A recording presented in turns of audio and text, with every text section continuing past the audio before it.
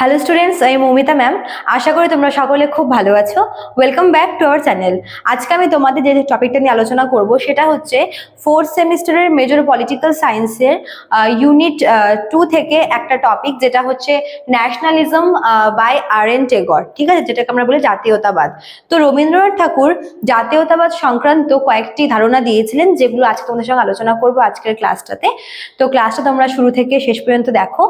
আর বলে রাখি, যারা আমাদের কাছে অনলাইনে পড়তে চাও তারা কিন্তু আমাদের সাথে যোগাযোগ করে নিও এর মধ্যে, কারণ তোমাদের অনলাইন ক্লাস শুরু হয়ে গেছে অলরেডি অনেক আগেই। এবং যারা তোমরা ভাবছো যে আমাদের কাছে পড়বে, তারা এখানে দেওয়ার নাম্বার দুটোর মধ্যে কোনো একটা নাম্বারে আমাদের সঙ্গে যোগাযোগ করে নিও। ঠিক আছে, চলো দেরি না করে শুরু করে দিই আজকের ক্লাসটা। দেখো, এখানে আমি বিশেষ কিছু লিখিনি, কারণ এখান থেকে মানে লিখে বোঝানোর মতো কিছু নেই। জাস্ট আমি তোমাদের মুখে কয়েকটা কথা বলছি, ওগুলোই তোমরা শুনে রাখো। ঠিক আছে, দেখো রবীন্দ্রনাথ ঠাকুর তিনি দার্শনিক মনোভাবনা রাখতেন, এবং সেই থেকে তিনি মনে করতেন যে এই যে জাতীয়তাবাদ শব্দটা, ঠিক আছে, তিনি জাতীয়তাবাদকে কিন্তু খুব সংকীর্ণভাবে আর কি, মানে সংকীর্ণ অর্থ মনে করেছেন। মানে জাতীয়তাবাদকে তিনি সংকীর্ণভাবে দেখেছেন। তিনি মনে করতেন যে জাতীয়তাবাদ বা ন্যাশনালিজম জিনিসটা দুটো দিক আছে, একটা পজিটিভ আর একটা নেগেটিভ। পজিটিভ দিকটা হচ্ছে জাতীয়তাবাদ হচ্ছে সমগ্র দেশের মানুষকে একত্রিত করতে পারে, দেশের মানুষের মধ্যে একতা আনতে পারে, এটা যেমন ঠিক, অন্যদিকে এর একটা খারাপ প্রভাবও আছে।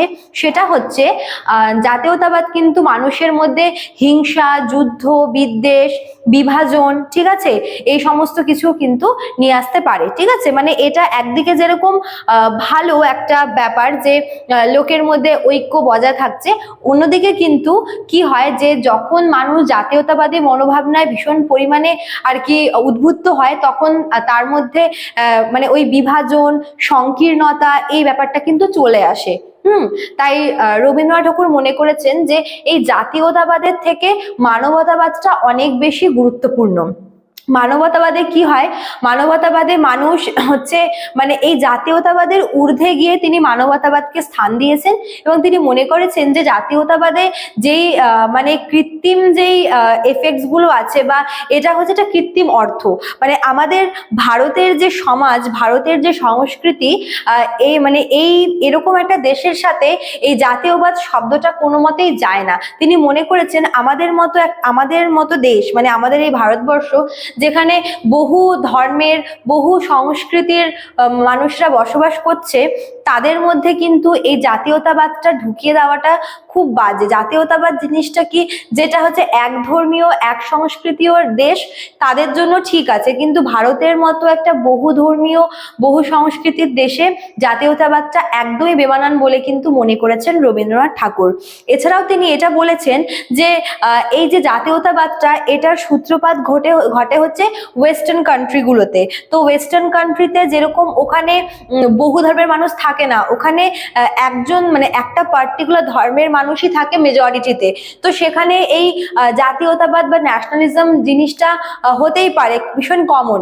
ঠিক আছে, এছাড়াও আরো যে উন্নত দেশগুলো আছে যেখানে এই এক ধর্মে বিশ্বাসী লোকেরা থাকে, সেই সমস্ত দেশের জন্য কিন্তু এই জাতীয়তাবাদটা যায়। কিন্তু ভারতের মতো একটা দেশ, যেখানে অনেক বিভিন্ন সংস্কৃতির মানুষ বসবাস করছে, বিভিন্ন ধর্মের মানুষ বসবাস করছে, বিভিন্ন ভাষাভাষীর মানুষ বসবাস করছে, এরকম একটা দেশে কিন্তু এই জাতীয়তাবাদটা একদমই কৃত্রিম এবং একদমই বেমানান বলে মনে করেন রবীন্দ্রনাথ ঠাকুর।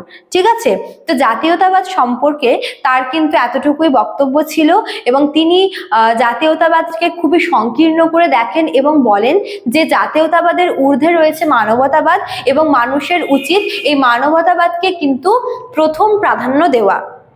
ঠিক আছে, তো স্টুডেন্টস, এটাই ছিল তোমাদের রবীন্দ্রনাথ ঠাকুরের জাতীয়তাবাদ সংক্রান্ত থিওরি, যেখানে তিনি জাতীয়তাবাদকে সংকীর্ণ এবং কৃত্রিম বলেছেন, জাতীয়তাবাদের ঊর্ধ্বে মানবতাবাদকে রেখেছেন। তিনি জাতীয়তাবাদের দুটা দিক তুলে ধরেছেন, একটা হচ্ছে পজিটিভ দিক, মানে তিনি বলেছেন যে জাতীয়তাবাদ মানুষকে একত্রিত করে, মানুষের মধ্যে ঐক্য সৃষ্টি করে। অন্যদিকে তিনি বলেছেন যে কখনো কখনো জাতীয়তাবাদে মানে প্রভাবিত মানুষজন কিন্তু বিভাজন, দাঙ্গা, যুদ্ধ, এই সমস্ত কিছু চায় এবং এটা একটা বিরাট ক্ষতি বলতে পারো। অন্যদিকে তিনি বলেছেন যে পশ্চিমী দেশগুলিতে যেরকম একধর্মীয় বাসিন্দারা বসবাস করে তাদের জন্য জাতীয়তাবাদটা ঠিক আছে, কিন্তু ভারতের মতো বহু সংস্কৃতির বহু ধর্মীয় দেশে এই সমস্ত জাতীয়তাবাদ কিন্তু একদমই বেমানান। ঠিক আছে, তো স্টুডেন্টস এটাই ছিল তোমাদের আজকের ক্লাস। খুব ছোট ছিল কিন্তু বোঝার মতো, মানে ভালো করে বোঝার মতো একটা টপিক তোমাদের আজকে পড়ালাম আমি। চলো আজকে এতটুকুই থাকলো, দেখা হচ্ছে নেক্সট ক্লাসে। Thank you.